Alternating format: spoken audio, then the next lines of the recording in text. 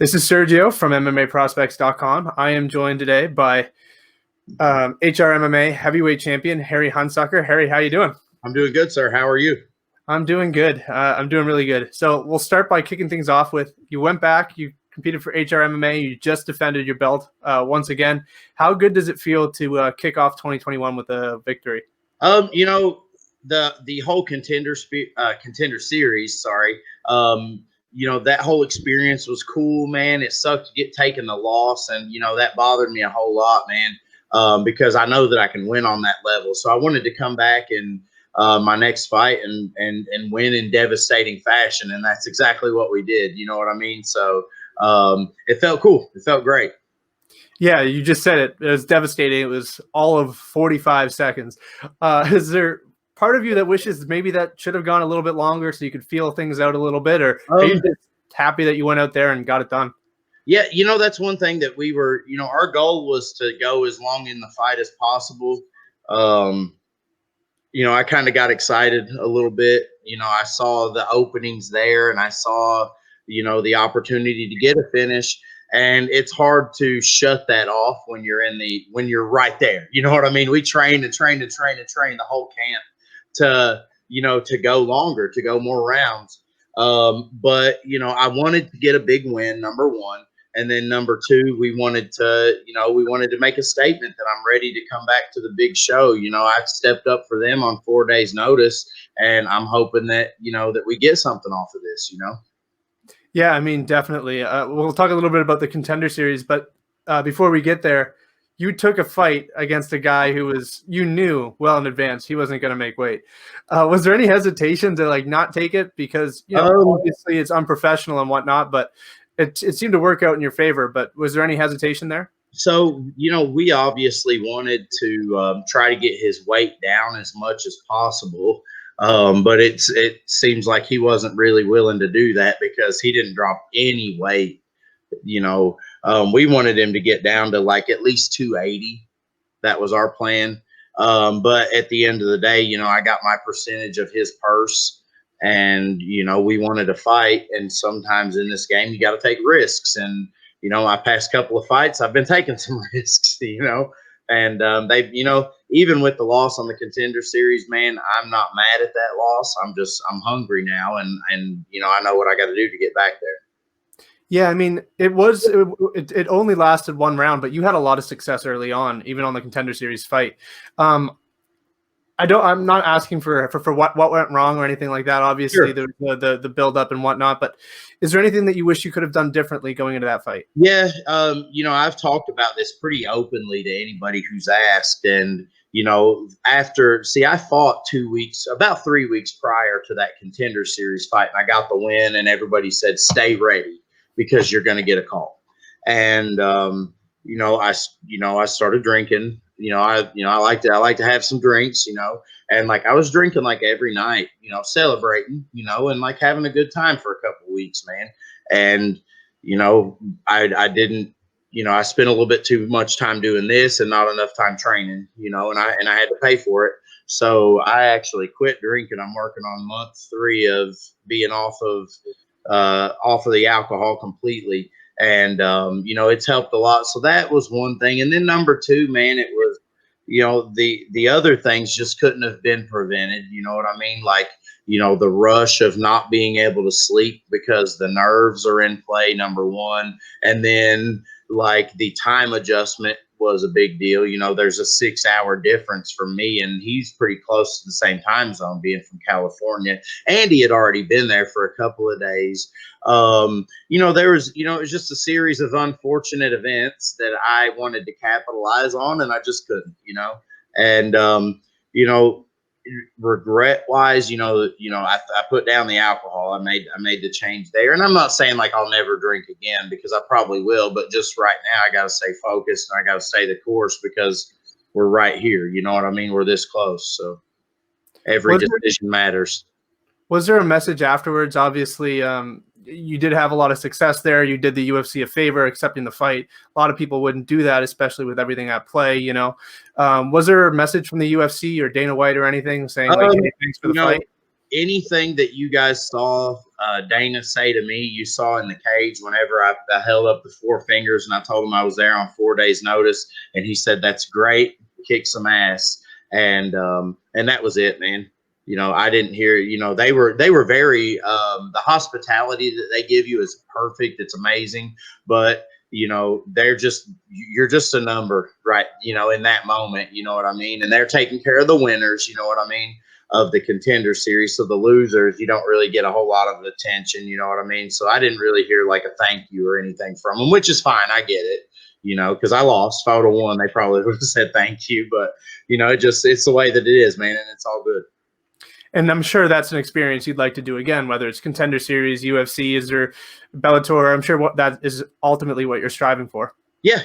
I mean, we're, I've been using the hashtag. I know why I'm here pretty often here lately, man. And, I'm not here to fight on the small level anymore. I'm getting my head right. I'm making the right decisions, and I want to get back to, I want to get to the big show. I don't want to get back to what I did. Of course, I know that if I have to take the Contender Series fight to get into the UFC, then that's what I've got to do. But I want to be something more, man. And I want to show people, I've got a pretty big presence in our community here, and I just want to show people that no matter what they want to do, it's possible, man. Nobody from my neck of the woods has ever done anything like this and made it to the UFC. So, I'm trying to make it happen to show people it's possible. I know it's an organization you've been loyal to. You've competed there throughout pretty much your entire career, even as an amateur. I think you're close to the owner and everything too. Is branching off and maybe go into like an LFA that seems to be a feeder for the UFC? Is that something you've considered, or are you just happy to? Yeah, for sure. I mean, I would definitely be open to going to other promotions if necessary, but I don't really make those decisions. My manager does that. You know what I mean? I just listen to him when he brings me a fight offer. We field it, and if we think it's a good idea, we say yes. If we don't think it's a good idea, we say no. So that's the whole reason that I hired a manager too, because up until 3 fights ago, I kind of made all those decisions myself. You know what I mean? And sometimes, you just second guess yourself, if that makes sense. You know what I mean? It's just, it takes a lot of it out just by having Pat do it for me. You know what I mean? So. Yeah, absolutely. One of the things we talked a little bit on this earlier was one of the things I like about your style is it's kill or be killed. I think every one of your fights as a pro ended in the first round, whether you win or whether you lose. Is that something that, it's ingrained in you, or is it just kind of how things play out? Hey man, 30 minutes is a long time for a pro title fight, dude. I'm not trying to sit in there for 30 minutes, and, and I feel like I'm pretty good at finding people's holes in their game. You know what I mean? And when I find a hole in your game, dude, you're gone. You're done for, whether it's on the ground or standing up. And I think I showed that, a lot of people were saying that I was focusing too much on the groundwork from my past couple of fights, just because, we ended up on the ground. But, whenever we work a game plan and it's, hey, put this guy on the ground, then I'm not going to trade a whole lot of punches. I'm going to put the guy on the ground, and then, my jujitsu, I've worked a lot on jujitsu, and, I see, I'm a brown belt, and I see when people have an opening. And if I throw a couple hammers and you give me your arm, I'm taking the Americana, and then, stand up wise, everybody knows I like to stand and throw punches. I like to throw bombs and try to drop guys, and sometimes it pays off and sometimes it doesn't. I'm trying to be more intelligent in those. And the Contender Series fight, it wasn't that I did anything in an unintelligent manner. It's just that I ran out of steam, and with a full camp, that would never happen. Before your Contender Series, your last loss happened earlier on as a pro. Your last loss as a pro. He's also competing inside the UFC. Yeah. Is it a bit bittersweet seeing like these guys that you lost to and thinking maybe had I won that fight against Dontel Mays, had I won that fight against Vandera, I would be that guy? Or is it kind of nice to know, like I'm losing to the best guys in the world? I think that it helps my record that the only guys that I've lost to are two guys in the UFC. And then, my first loss as a pro, I took that opponent on like less than 24 hours notice. I had an opponent change, and like that guy is super talented too. I mean, he's like out here winning like gold medals in like very high level jiu-jitsu tournaments. So like every person that I've lost to, man, is a high level competitor, and a lot of guys that I've beat are like, I mean, whenever I won the Hard Rock belt, that guy had 40 fights and I had 6. You know what I mean? And people were like, well, his record wasn't the best. And I'm like, man, I'm fighting anybody and everybody I can. If they offer me a fight and my manager says yes, I'll fight them. like, you know what I mean? I don't say no to anybody as long as my coach and my manager sign off on it. You know what I mean? So, I don't know. I got lost there. Sorry, man. All good. One of the things I listened to another interview of yours, and one of the things you said is, you're not just an MMA fighter. You actually run 4 businesses at the same time. Yeah. How do you balance all of that? I mean, I can only imagine how hard it would be to, do that and also go to training at the same time. Well, the good news is that I run martial arts schools. I'm sitting in the school right now. So I actually, I'm not the owner. I'm the general manager of 4 pretty successful martial arts schools in the central Kentucky area. We've got 3 open. Number 4 is being constructed and built out right now. You know what I mean? So we're opening there as soon as possible. And, obviously, teaching martial arts, that's what I do for a living, and then helping run the schools provides me with the time to train and the lifestyle that I need to lead for this to be a successful venture, MMA wise. How do you how do I word this? I guess that is your lifestyle. That is what you do. What's kind of like the way, how do they view you knowing that you compete as a fighter as well? Is it reassuring? Does it kind of like justify the fact that you're a coach? Does it make it more personable knowing that you compete at the highest level as well? As the instructor here at Elite, man, we just have a really cool family vibe. And, I work really hard. And like, I hope that this shows to our parents and our students and our families here that when they come here, we teach family martial arts. We're all about making kids better at life. Now, we have some kids that compete, and I mean, we've had a number of world champions come out of all of our locations. But we're all about making people's lives better, man. I mean, we've taken young girls that have had bad stuff happen to them, and we've made them stronger people. We've taken kids with weight problems. We've helped them lose weight. We've taken kids with discipline or confidence problems, and we've helped them grow.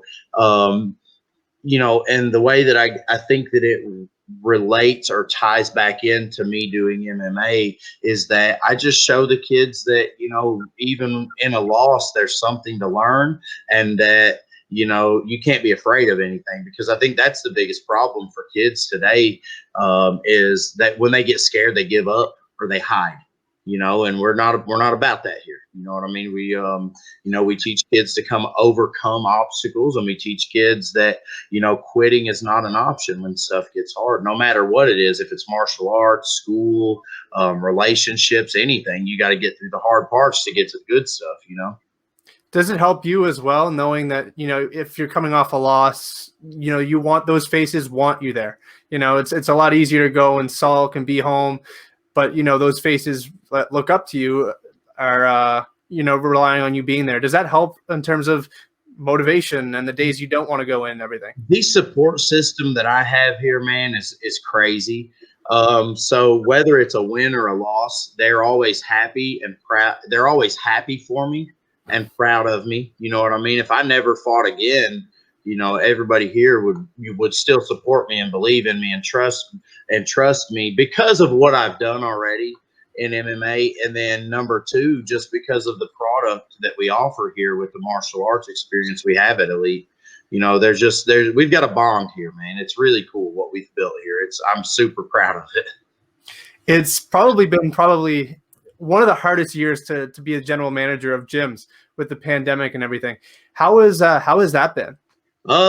It's definitely been a an interesting time. Obviously revenue is down, your sales are down. And, I know that we're in martial arts and that's not supposed to be everything, but whenever you're used to a certain amount of business coming in and then it's gone all of a sudden, that makes a big difference. I mean, I know a number of martial arts school owners that their schools shut down because of this mess.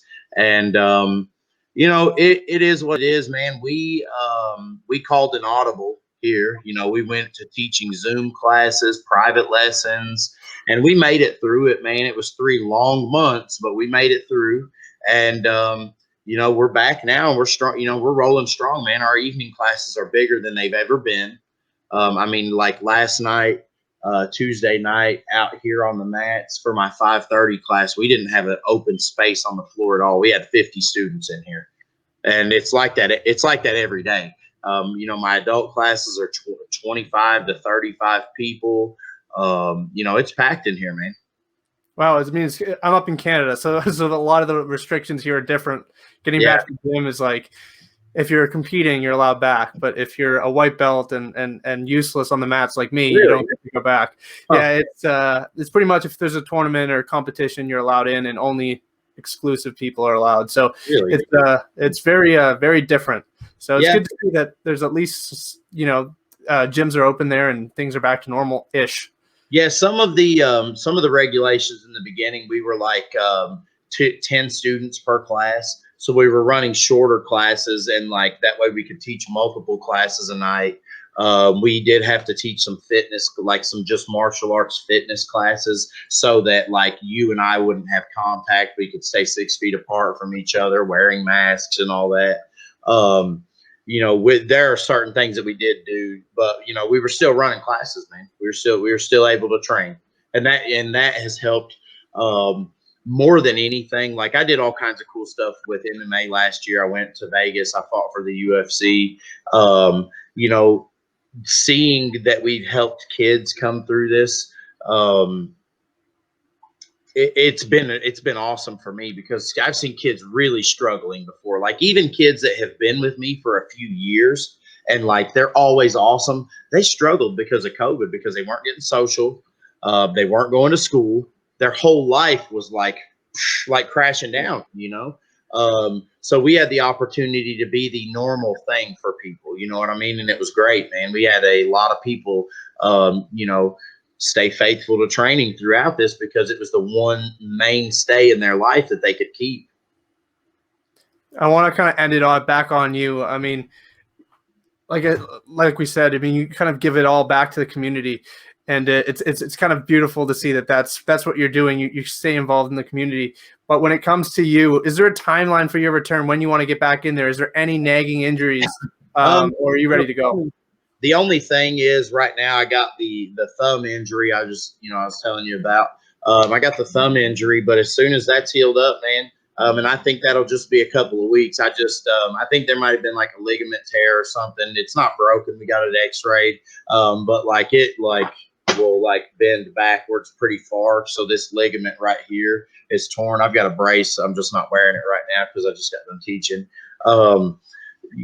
As soon as that's healed, man, I'm open for anything. And like I said, it takes a lot of the brain work out of it for me, because I got somebody else taking care of it. Pat's looking out for me, and he'll do what's best for me, and we'll be hopefully we'll be in the UFC soon.